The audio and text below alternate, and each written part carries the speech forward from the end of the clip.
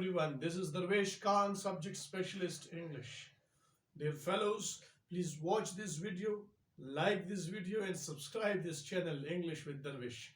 Our today's lecture is lecture number 12, and lecture number 12 is about the fourth component of language. What is the fourth component of language? The fourth component of language is semantics.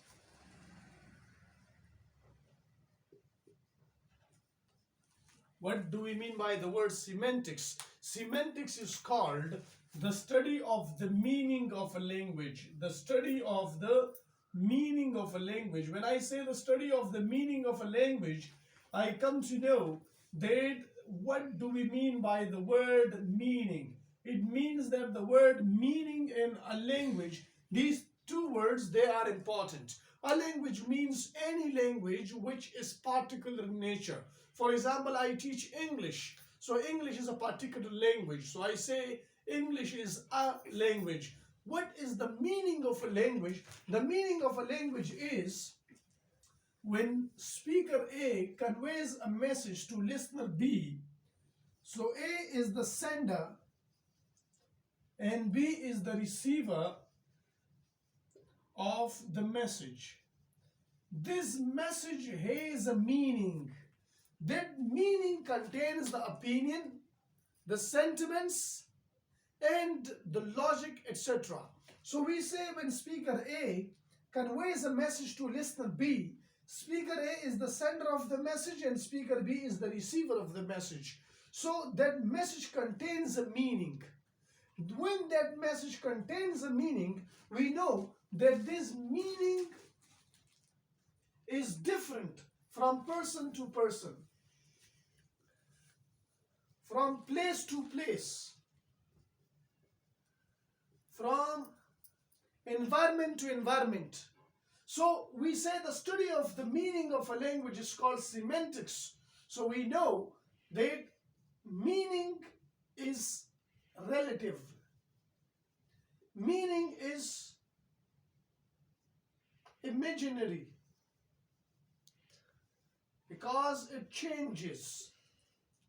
It changes. So change occurs in it.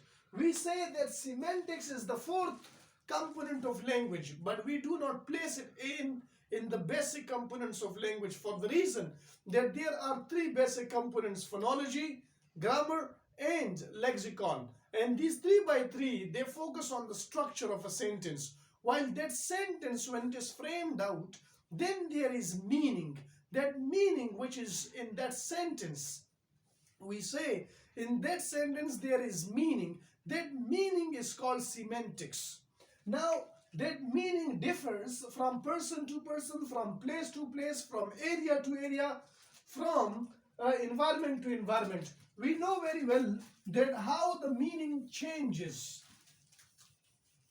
While 3 basic components, they do not change, but the fourth component of language, which is semantics, it changes. So I say that these 3 basic components, we place them in the subtypes of semantics. One is called phonological semantics. The second one is called grammatical semantics. The third one is called lexical semantics.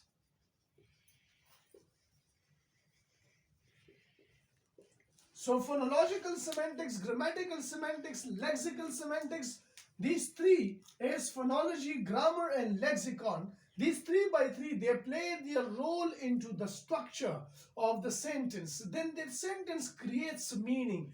Then that meaning is called semantics. So when I say phonological semantics, grammatical semantics, lexical semantics, we want to know that semantics is the study of meaning. So we want to know how this meaning changes through sound, phonology. So through sound, how this meaning changes through sound, how this meaning changes through grammatical structure, and how this meaning changes by a word, which is called a lexicon, which is called word or words. So we know very well that phonological semantics, grammatical semantics, and lexical semantics are the three subtypes of semantics in which we want to find out that how meaning changes through sound, how meaning changes through the change that occurs in the structure, how meaning changes through grammatical structure, and how meaning changes through with the change of a word. For example, I say there is a function, and that function is called pragmatic function. Language has a function, that function is called pragmatic function. How? For example, I say when I enter into a class and there is too much noise, how will I make them stop noise? How will I make them to be silent? So I do one method. When I enter, I do like this. This is called the function of sound. With this function, with this action, the students, they get attentive to me, and then they become silent, that the teacher has entered into the class. So we know very well that there are words.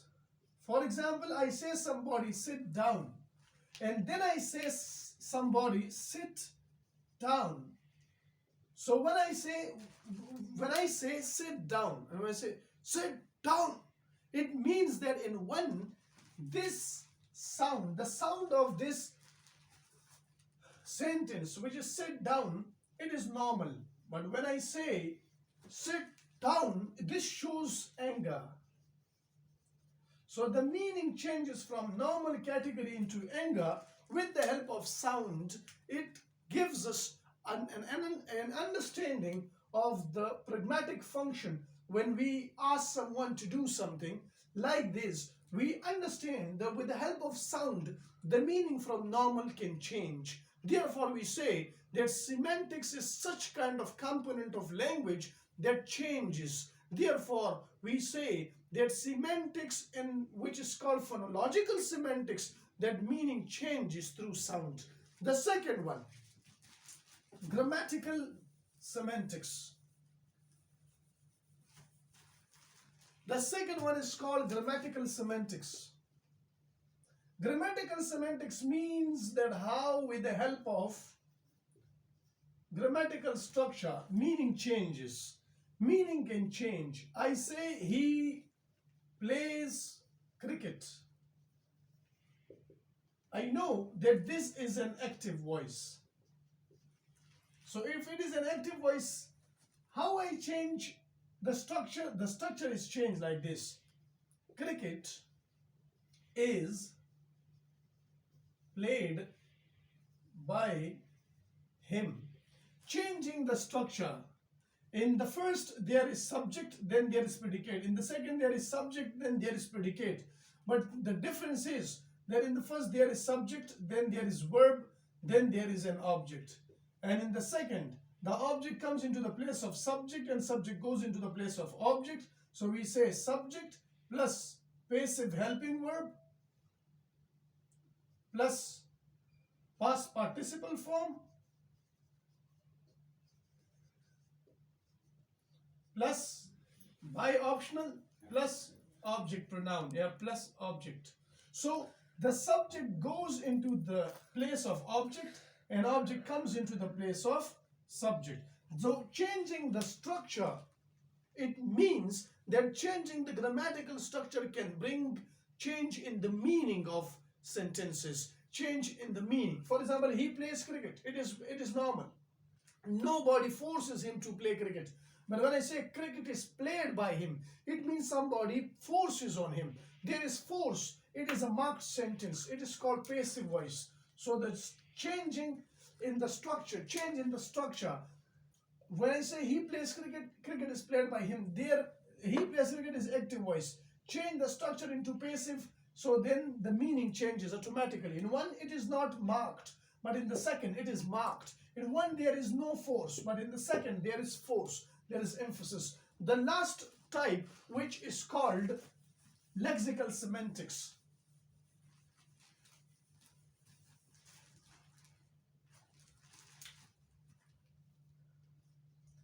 third one is called lexical semantics.